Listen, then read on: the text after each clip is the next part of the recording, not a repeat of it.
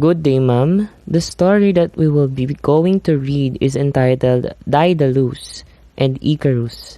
Mr. San Buenaventura, I will be reading the first part, followed by Miss de Belen, and lastly, Miss Mangulabnan. Daedalus and Icarus. Daedalus, his name means skilled worker, was a famous architect, inventor, and master craftsman known for having created many objects that figure prominently in various myths. He had a beloved son named Icarus. Among the many inventions and creations crafted by Daedalus were the wooden cow he constructed for Queen Pasiphae, the labyrinth of the Minotaur at Knossos on the island of Crete, artificial wings for himself and his son Icarus, and he was even said to have invented images. The infamous labyrinth was so cunningly crafted that Daedalus himself could barely find his way out after constructing it. With countless winding passages and turns that opened into one another, the labyrinth appears to have neither beginning nor end. Daedalus built the maze to imprison the Minotaur, half-man, half-bull beast. His homeland was Athens, but his parentage is uncertain. Alcip, Merope, and Iphone are all mentioned at different times as being his mother.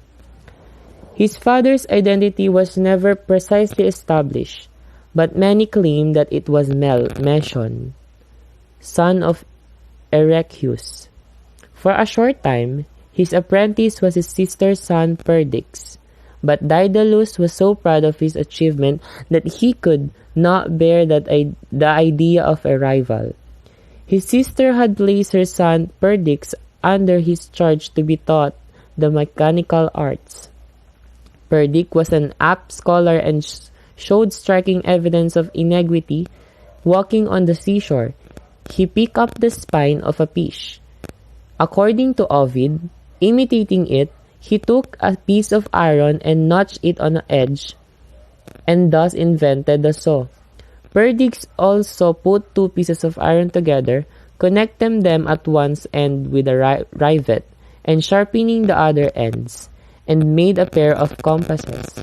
Daedalus was so envious of his nephew's accomplishments that he seized an opportunity to toss him from the hill of the Acropolis.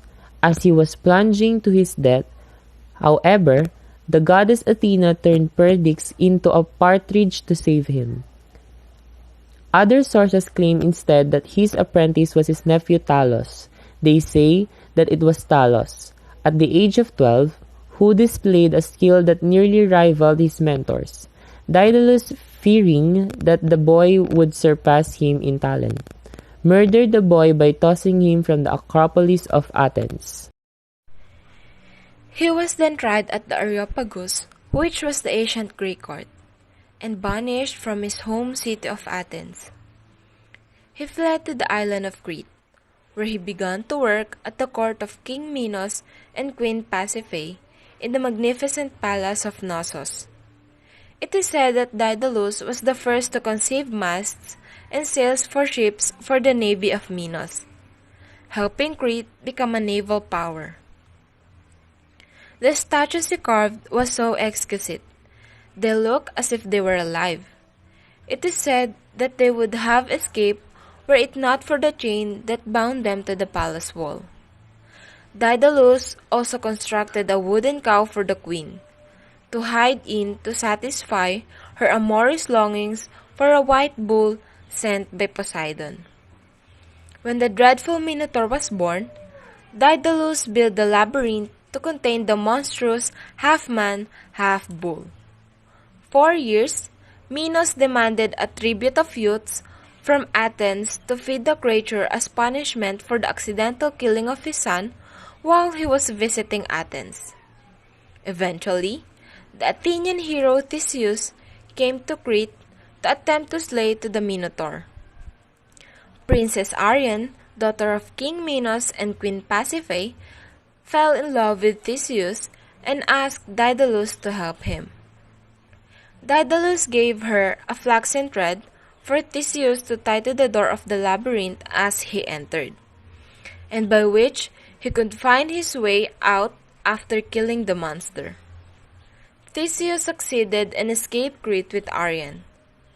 Minos, enraged at the loss of his daughter, not to mention the killing of his pet Minotaur, shot Daedalus and his son Icarus into the labyrinth, knowing that Theseus could not have accomplished the deed without inside help. Daedalus managed to get out of the labyrinth. After all, he had built it and knew his way around. Daedalus decided that he and his son Icarus had to leave Crete and get away from Minos before he brought them harm. However, Minos controlled the sea around Crete. The king kept strict watch on all vessels, permitting none to sail without being carefully searched by his soldiers. Since Minos controlled the land and sea routes, and there was no route to escape there, Daedalus realized that the only way out was by air. But only the gods could fly. To escape, Daedalus built wings for himself and Icarus, fashioned with feathers held together with wax. Daedalus tried the wings on himself first, and was satisfied that his plan would work. Before taking off from the island, Daedalus warned his son to follow closely behind him. He sternly cautioned Icarus not to fly too close to the sun, as it would melt his wings, and not too close to the sea, as it would dampen them and make it hard to fly. They successfully flew from Crete, but Icarus grew exhilarated by the thrill of flying and began getting careless. The father and son passed the islands of Samos, Delos, and Levantos, and the further away from Crete they flew, the more cocky became Icarus. Forgetting his father's stern advice, Icarus flew too close to the sun god Helios, who was pulling the sun behind his chariot high in the sky. The wax holding together his wings softened and melted from the heat, and try as he might, Icarus could not prevent the feathers from falling off his body. Furiously, he flapped his arms, but soon no feathers at all were left, and he fell to his death, drowning in the sea as his helpless father watched his son perish with anguish.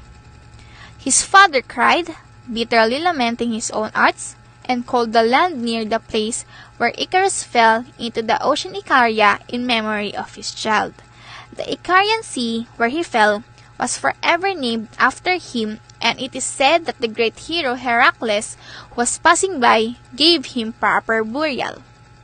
Daedalus grieved for his dead son and then continued to Sicily, where he came to stay at the court of Cocalus in a place called Camicus. On the island's south coast, Daedalus built a temple for Apollo and hung up his wings as an offering to the Olympian god. But vengeful King Minos was not quite done. He then went in pursuit of Daedalus, hoping to locate and trick the great inventor into revealing himself. At each city he visited, Minos offered a reward to whoever could thread a spiral seashell, a seemingly impossible task. Eventually, Minos came to Camicus in Sicily and presented the contest at the Cocalus court. Cocalus knew of Daedalus' talents and gave the shell to him. The clever Daedalus tied the string to an ant, placed the ant at one end of the shell, and allowed the ant to walk through the spiral chambers until it came out the other end. When Minos saw that someone had solved the puzzle, he demanded that Cocalus surrender Daedalus, for he insisted that only he would have been inventive enough to solve the task. King Cocalus promised to do so, but he persuaded Minos to first take a bath and stay for some entertainment. Minos agreed, and was consequently murdered by Cocalus' daughters, who had been totally impressed by the toys and gifts which Daedalus had bestowed upon them. Daedalus eventually left Camicus, much to the dismay of King Cocalus and his daughters, and ended up in Sardinia with a group led by Iolaus, who was a nephew of Heracles.